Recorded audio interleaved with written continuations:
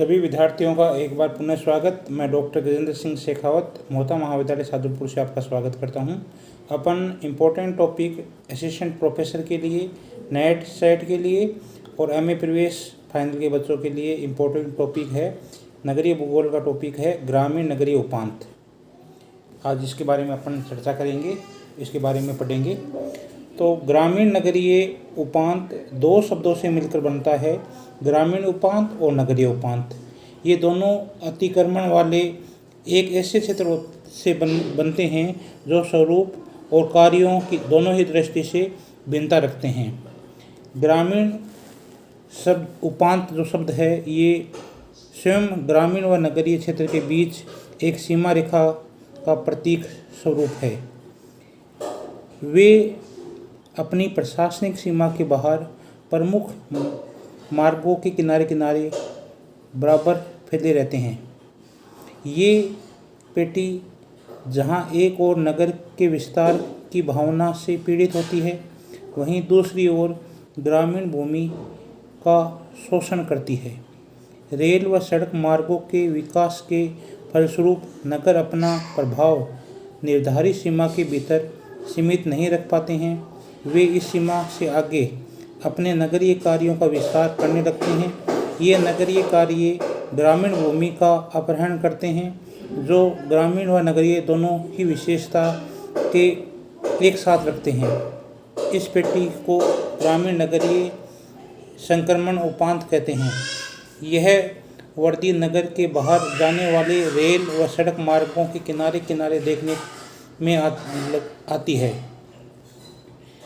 नगर सड़क और रेल मार्ग के सारे इस प्रकार बढ़ाए गए कि इन्हें तारा रूप ग्रहण कर लिया जाता है। अब इस जो नगर ग्रामीण उपांत है, इसका प्रारंभ में इस तरह के अध्ययन का श्रेय वान थोनेन को जाता था। इसके विचार जो उन्होंने दिए थे वो 1826 में प्रकाशन में आए थे। 1942 में वेहरवीन ने इस विषय पर अपने महत्वपूर्ण विचार प्रकट किए, जो आज भी महत्वपूर्ण रखते हैं। उन्होंने उपांत या मध्यवर्ती पेटी को 3 प्रकार बताए हैं। कृषि पहला जो प्रकार है, कृषित या चारागाह प्रदेश के बीच कम उपजाऊ भूमि की पेटी। दूसरा, वनों व खेतों के बीच करवांश की पेटी। और तीसरा प्रकार उन्होंने बताया खेतों व नगर के बीच उप नगरीय पेटी। इन तीनों प्रकार की पेटियों में जो तीसरे प्रकार की पेटी ग्रामीण भूमि को अर्ध विकसित नगरीय भूमि उपयोग के अंतर्गत जबरदस्ती खींच लेती है। इस प्रकार की पेटी ग्रामीण भूमि का अपहरण करती है। अब जो ये ग्रामीण नगरीय उपांत है, इसके प्रकार, तो ग्रामीण नगरीय उपांत 2 प्रकार के होते हैं। पहला जो प्रकार है इसका प्रमुख नगरीय उपांत है। यह वह भाग होता है जहां पर नगरीय सुविधाओं व कार्यकलापों का विस्तार बड़ी तेजी से हुआ है तथा नगर की सीमा से लगा होता है। सबसे पहले इसी भाग का विकास होता है। इसे नगरीय उपांत, बाह्य सीमावर्ती भूभाग, वास्तविक उपांत और भीतरी उपांत पेटी भी कहा जाता है। दूसरा इसका भाग है उपांत का गौण नगरीय उपांत। प्रमुख नगरीय उपांत के बाहर चारों ओर फैली पेटी गौण नगरीय उपांत कहलाती है। इसका विकास अपेक्षाकृत मंद गति से होता है। यह प्रमुख रूप से ग्रामीण विशेषता वाली होती है। नगरीय कार्य यहाँ कम संख्या में पाए जाते हैं। ग्रामीण उपांत, इसके अलग अलग नाम हैं। ग्रामीण उपांत, उपनगरीय क्षेत्र, आंशिक उपांत, ग्रागर उपांत, बाह्य या ग्रामीण उपनगरीय उपांत। अब इसकी अलग अलग भूगोल नेताओं द्वारा उपांत की परिभाषा दी गई है। इसमें प्रमुख परिभाषाएं अपन लेते हैं। उसमें पहली है G.S. वेहरवीन। इसने काफ़ी काम किया है। G.S. वेहरवीन ने उपांत पर, ग्रामीण नगरीय उपांत पर, इम्पोर्टेंट है, अमेरिकन भूगोलवेता हैं ये। G.S. वेहरवीन ग्रामीण नगरीय उपांत यह अंतर्वर्ती क्षेत्र है जो सुस्पष्ट नगरीय भूमि उपयोग और कृषि में लगे क्षेत्र के बीच फैला रहता है। तो ये वेयरविन के अनुसार ग्रामीण नगरीय उपांत अंतर्वर्ती क्षेत्र होता है जो सुस्पष्ट नगरीय भूमि उपयोग और कृषि में लगे क्षेत्र के बीच फैला होता है। रिचर्ड आर मेयर व जे.एल. बिगले के अनुसार जो परिभाषा क्या है उपांत की, उपांत को नगर और उसके देहात के बीच का भूभाग होता है। उपांत नगर और उसके देहात के बीच का भूभाग होता है। ये रिचर्ड आर मेयर और जे.एल. बिगले ने इसकी परिभाषा दी है। इम्पोर्टेंट परिभाषा है R.E. डिकिंसन की।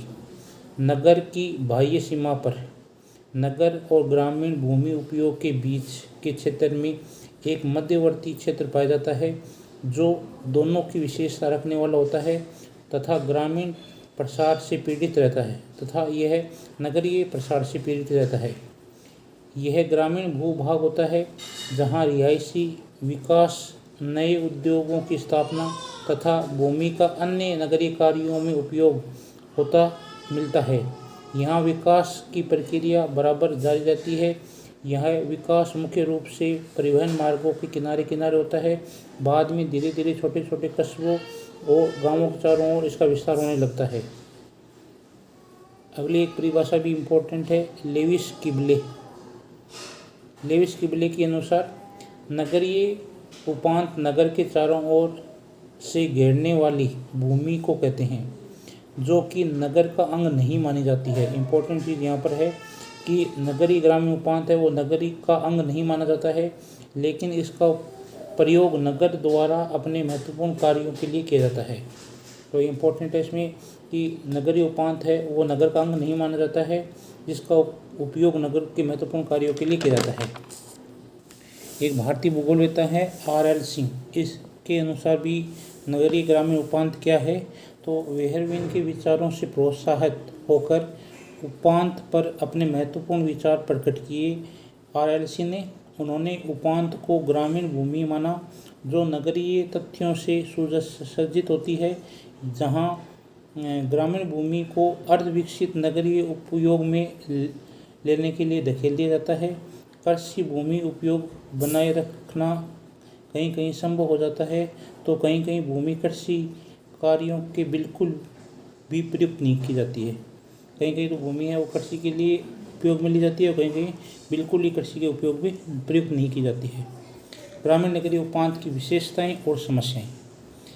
नगर की पहली विशेषता क्या है, नगर की बाह्य सीमा पर नगरीय एवं ग्रामीण क्षेत्र के बीच में एक मध्यवर्ती क्षेत्र पाया जाता है जो नगरीय एवं ग्रामीण दोनों ही क्षेत्रों की विशेषता रखता है।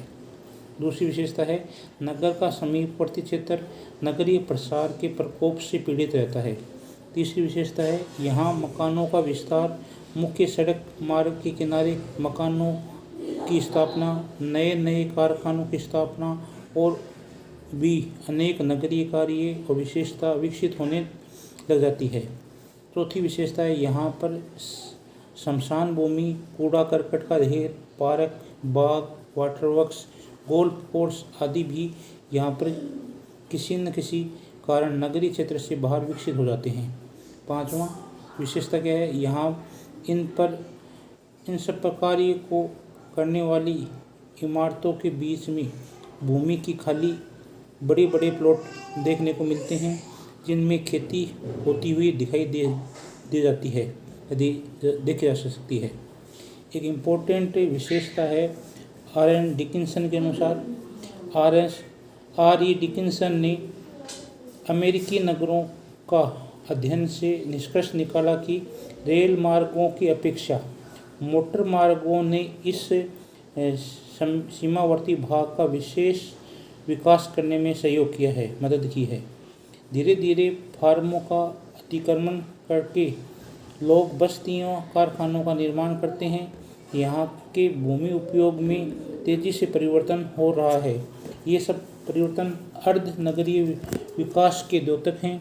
उपांत में रहने वाले निवासी को पीने का पानी, सीवरेज व्यवस्था, विद्युत, गैस आदि के लिए स्वयं प्रबंधन करना पड़ता है क्योंकि नगर का प्रशासन इस क्षेत्र के प्रति अपनी कोई जिम्मेवारी नहीं समझता है। ये पेटी उसके प्रशासनिक क्षेत्र से बाहर होती है। यहाँ पर भूमि का विस्तार बड़ा ही असमान होता है। मकान और कारखाने बिना किसी प्लान के विकसित हो जाते हैं। भूमि के अनेक प्लाट, मकान आदि के निर्माण कार्य के लिए छोड़ दिए जाते हैं। इस पेटी में सरकारी दफ्तर भी स्थापित हो जाते हैं तथा यहाँ कुछ दुकानें भी बन जाती है जो विशेष रूप से ग्रामीण जनता की आवश्यकता की पूर्ति करते हैं। अनेक वर्कशॉप की स्थापना हो जाती है। यहाँ भी भूमि, पार्क, खेल के मैदान आदि कार्यों में प्रयुक्त होने लगते हैं। यहाँ पर कसाई खाना, तेल संग्रही, हानिकारक और दुर्गंध फैलाने वाली गैसों, उद्योग धंधे, कूड़ा करकट का ढेर, शमशान भूमि, सीवरेज प्लांट, हवाई अड्डा आदि स्थापित हो जाते हैं। अतः नगरों के लिए बड़े बड़े महत्वपूर्ण कार्य भी यहीं देखने को मिलते हैं। ये ग्रामीण नगरीय उपांत था जिसकी अपन ने आज चर्चा की। इसका अर्थ क्या है, ग्रामीण नगरीय उपांत कहाँ विकसित होता है, किसके सारे विकसित हो जाता है, इसकी विभिन्न परिभाषाएं देखी, विशेषता देखी, इनकी क्या समस्या है और ग्रामीण नगरीय उपांत की मुख्य रूप से क्या क्या समस्याएं हैं, प्रकार क्या हैं। अब इससे संबंधित नगर ग्रामीण प्रश्न से संबंधित कई महत्वपूर्ण प्रश्न हैं वो जो पिछली क्लास में आए हैं उनमें देखते हैं उनको। ग्रामीण नगरीय उपांत किस प्रकार के क्षेत्र हैं, तो ये मुख्य रूप से संक्रमण क्षेत्र हैं। आंसर क्या आएगा इसका, संक्रमण क्षेत्र है। अगला प्रश्न है देखो, किस प्रकार के नगरों में उपांत पेटी का विकास शीघ्रता से होता है, तो महानगरीय क्षेत्र में ग्रामीण नगरीय उपांत क्षेत्र का विकास शीघ्रता से होता है। किस यातायात साधन के कारण उपांत पेटी का विकास अधिक हुआ है, तो सड़क मोटर यातायात। उपांत पेटी के प्रारंभिक अध्ययन का श्रेय किस विद्वान को जाता है, तो वान थोनेन को जाता है। 1826 में इन्होंने सबसे पहले ग्रामीण नगरीय उपांत के बारे में चर्चा की थी। किस अमेरिकी विद्वान के विचार उपांत पेटी पर सबसे महत्वपूर्ण माने जाते हैं, तो G.S. वेहरवेन के विचार हैं, ये सबसे महत्वपूर्ण माने जाते हैं। अमेरिकन भूगोलवेत्ता है, अमेरिकन विद्वान है। उपांत पेटी नगर का किस प्रकार का विस्तार है, तो ये भावी विस्तार है।